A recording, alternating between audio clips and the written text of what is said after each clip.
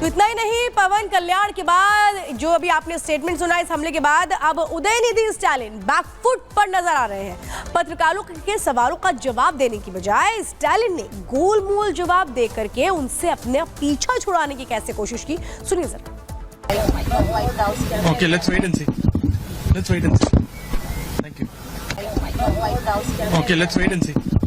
Let's wait and see. Thank you. Okay, let's wait and see. Let's wait and see. Thank you. Okay, let's wait and see. Let's wait and see. Thank you. Okay, let's wait and see. Let's wait and see. Thank you. Okay, let's wait and see. Let's wait and see. आपने ये प्रतिक्रिया सुन ली, लेकिन अब आपको deputy CM Udhayanidhi का एक और पुराना बयान सुनाते हैं, जहां उन्होंने प्रतिक्रिया देते हुए कहा था पूरे मामले पर, क्या कुछ कहा था, सुनाते हैं आपको। சனாதன எதிர்ப்பு மாநாடு என்று போடாமல் சனாதன ஒழிப்பு மாநாடு என்றும் நீங்கள் இதை போட்டிருக்கிறீர்கள், இதை அழைத்திருக்கிறீர்கள், இந்த நிகழ்ச்சிக்கு பெயரிட்டீர்கள். அதற்கு என்னுடைய வாழ்த்துக்கள். சிலவற்றை நாம் ஒழிக்கத்தான் வேண்டும், எதிர்க்க முடியாது.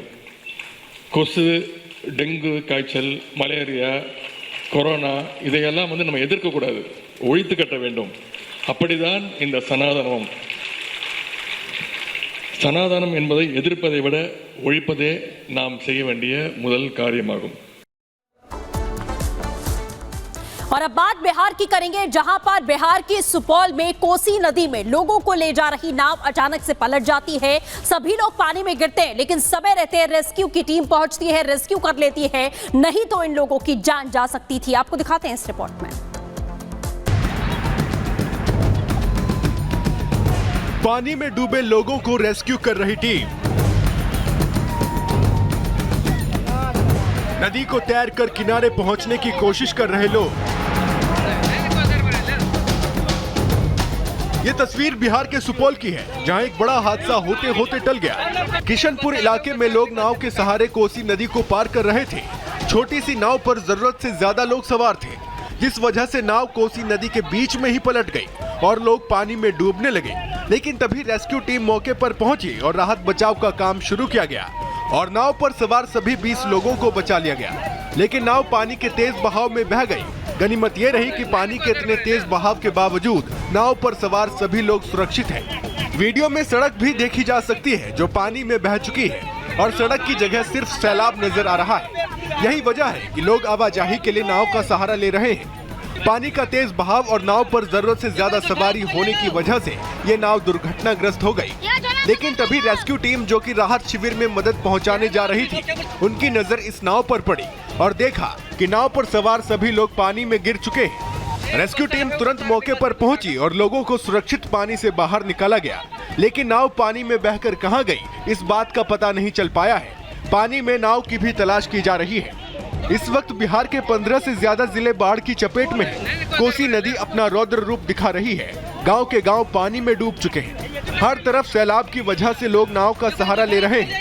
लेकिन जब इसी नाव पर जरूरत से ज्यादा लोग सवार होते हैं, तो ये बड़े हादसे को दावत देने जैसा होता है। लेकिन फिर भी लोग मानने को तैयार नहीं होते, जिससे नाव पर ओवरलोडिंग खतरनाक साबित होती है। Bureau report, Republic Bharat. और चलिए अब बात करते हैं दिल्ली में इंटरनेशनल ड्रग कार्टेल का जो भांडाफोड़ हुआ, मुख्य आरोपी गिरफ्तार हुआ, जिसके कनेक्शन सीधे सीधे कांग्रेस से जुड़ते नजर आ रहे थे, जिस पर अब बीजेपी हमलावर है। और बीजेपी ने इस पूरे मामले में राहुल गांधी को कैसे कटघरे में खड़ा कर दिया है, देखिए इस रिपोर्ट में।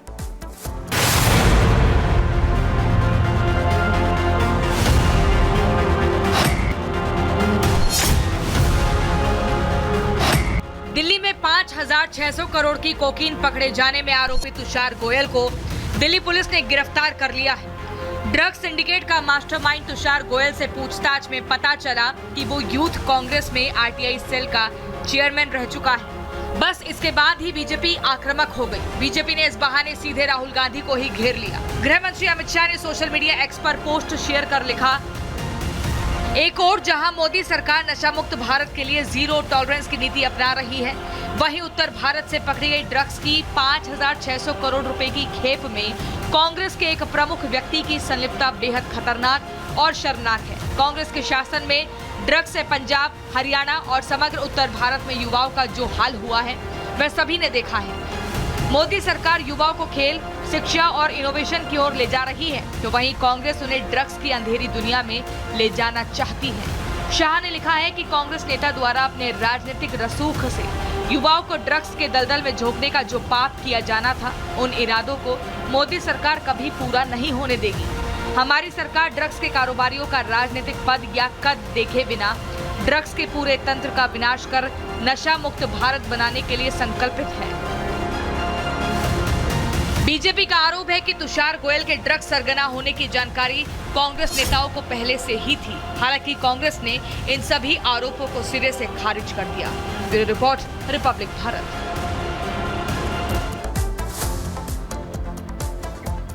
आगे बढ़ते हैं। दिल्ली के जैतपुर में युवानी डॉक्टर जावेद की हत्या के मामले में एक आरोपी को पुलिस ने गिरफ्तार कर लिया है, लेकिन अब इस पूरे मामले में दूसरे आरोपी की गिरफ्तारी होना अभी बाकी है, जिसकी तलाश में पुलिस की टीम लगातार जुटी हुई है। क्या है पूरा मामला, रिपोर्ट देखिए।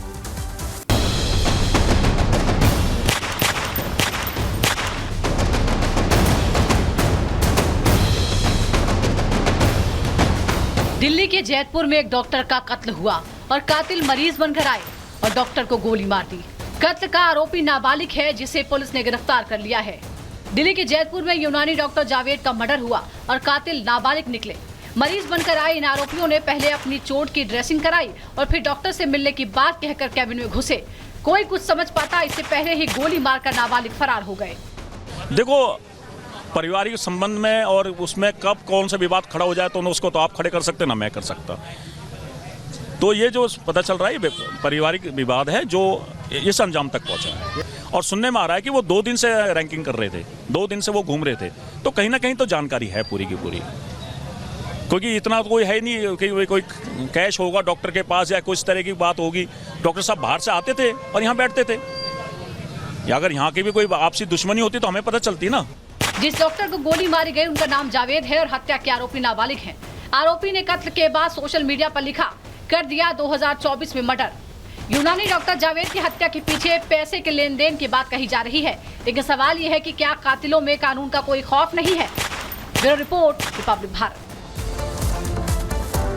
और अब बात उत्तर प्रदेश के मैनपुरी की करेंगे, जहां पर 20 सड़क पर खुलेआम फायरिंग की गई है, जिसकी वजह से एक शख्स के घायल होने की खबर भी मिल रही है। आपको दिखाते हैं 1 मिनट की रिपोर्ट के जरिए।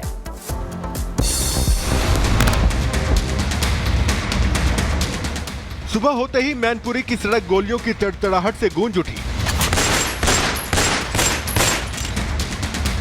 बदमाशों ने जिम ट्रेनर पर ताबड़तोड़ फायरिंग कर दी। इस हमले में एक व्यक्ति बुरी तरह घायल हो गया। गोली सर के ऊपर से निकलकर दीवार में लगी, इस वजह से यह आदमी बाल बाल बच गया। ये पूरी वारदात सीसीटीवी कैमरे में कैद हो गई, जिसमें साफ देखा जा सकता है कि सड़क के दोनों तरफ खड़े लोगों के बीच बहस हो रही है। और ये बहस इतनी बढ़ती है कि जिम के लोग सड़क पर खड़े लड़कों को मारने के लिए दौड़ते हैं, लेकिन तभी वो लड़का बंदूक निकाल लेता है और गोलियां दागने लगता है। सभी लोग जान बचाकर घर की तरफ भागते हैं, लेकिन इस अंधाधुंध फायरिंग में एक शख्स घायल हो जाता है। बताया जा रहा है कि यह पूरा विवाद जिम करने को लेकर हुआ था और बहस इतनी बड़ी कि नौबत मरने मारने तक की आ गई। वहीं इस घटना के बाद मौके पर पहुंची पुलिस ने जायजा लिया और अब सीसीटीवी की मदद से आरोपियों की तलाश की जा रही है। Bureau report, Republic Bharat.